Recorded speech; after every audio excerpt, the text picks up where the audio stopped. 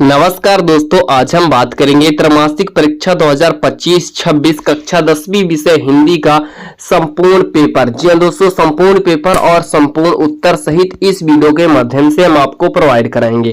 त्रैमासिक परीक्षा 2025-26 कक्षा 10वीं विषय हिंदी, जो कि आपका 28 अगस्त को पेपर होने वाला है। जी हाँ दोस्तों, आपने सही सुना, 28 अगस्त को आपका पेपर होने वाला है। त्रैमासिक परीक्षा 2025-26 कक्षा 10वीं विषय हिंदी का समय आपको दिया जाएगा दोस्तों 3 घंटा और पूर्णांक आपको दिए जाएंगे 75, जिसमें निर्देश दिए गए सभी प्रश्न करना अनिवार्य है। प्रत्येक प्रश्न के लिए आवंटित अंक उसके सम्मुख अंकित है।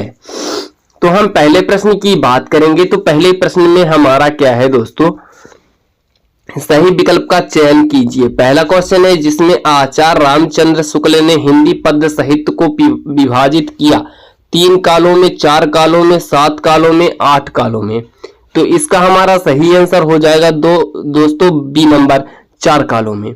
इसी तरह हम बात करते हैं दूसरे प्रश्न की बात। तो दूसरा प्रश्न है आपके स्क्रीन पर दोस्तों, परशु का अर्थ होता है पत्थर, बाण, फरसा, धनुष। तो इसका सही आंसर हो जाएगा दोस्तों हमारा सा नंबर, फरसा इसका सही आंसर हो जाएगा। इसी तरह हमारा तीसरा क्वेश्चन जो कि आपके स्क्रीन पर शो हो रहा है दोस्तों, तीसरा प्रश्न, विभानुभाव व्यभिचारी संयोग व्यवसाय निष्पत्ति रस की परिभाषा हो किसकी दी गई है। तो आचार्य विश्वनाथ हो गया, मम्मट की, पंडित जगन्नाथ की या भरत मुनि की। तो भरत मुनि की इसका सही आंसर भरत मुनि हो जाएगा। इसी तरह हम बात करते हैं नेक्स्ट क्वेश्चन की। तो नेक्स्ट क्वेश्चन जो कि आपकी स्क्रीन पर शो हो रहा है दोस्तों, नेक्स्ट प्रश्न, अंतिम बार हलदार साहब ने नेताजी की मूर्ति पर कौन सा चश्मा लगा देखा, प्लास्टिक का, स्टील का, सरकंडे का या संगमरमर का। तो इसका सही आंसर हो जाएगा सरकंडे का। इसी तरह हम अगले क्वेश्चन की बात करेंगे, यानी अगला प्रश्न की बात करेंगे। तो अगला प्रश्न जो कि आपके स्क्रीन के सामने शो हो रहा है दोस्तों, अगला प्रश्न, जिन मूल शब्दों से मिलकर समास बना है उसे कहते हैं। पहले पूर्व पद, इसका सही आंसर हो जाएगा। और 6 नंबर है, माता का अंचल पाठ के आधार पर मकई के खेत में झुंड चर रहा था। किसकी झुंड चर रहा था? तो चिड़ियों का झुंड चर रहा था। आई होप दोस्तों यह वीडियो आपको अच्छा लग रहा हो। ये वीडियो को अपने दोस्तों को ज्यादा से ज्यादा शेयर कर दीजिए। अगर इसका पीडीएफ डाउनलोड करना है तो लिंक डिस्क्रिप्शन में है, टेलीग्राम और व्हाट्सएप ग्रुप का, आप जाकर ज्वाइन कर सकते हैं।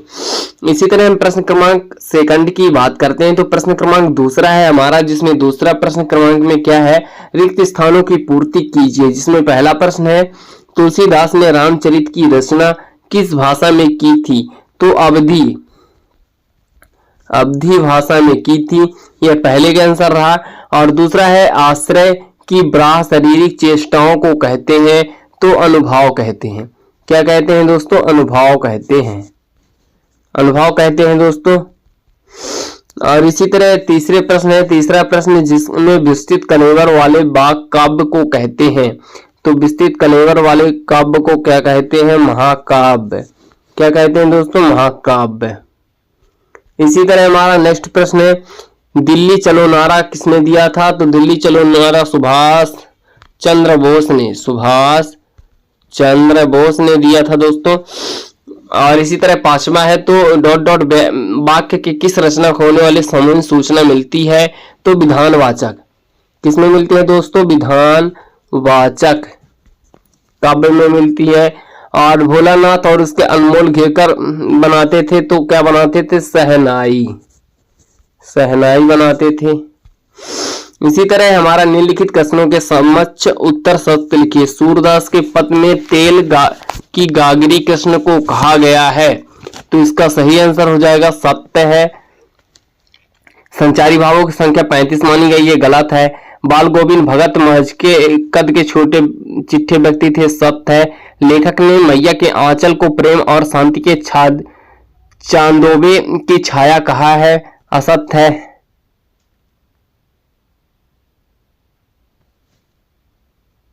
असत्य है दोस्तों।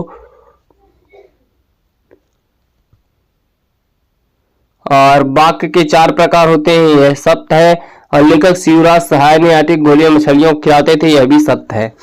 इसी तरह हम सही जोड़ी की बात करेंगे। तो सही जोड़ी में हमारा पहला प्रश्न है जो कि आपकी स्क्रीन पर शो हो रहा है, भ्रागदुल का ध्वज, इसका पहले का होगा ढ नंबर।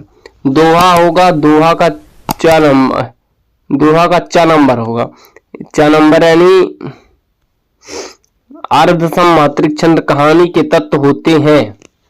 कहानी के तत्व होते हैं। 6 निस्तबंधता, चौथे को जाएगा गा।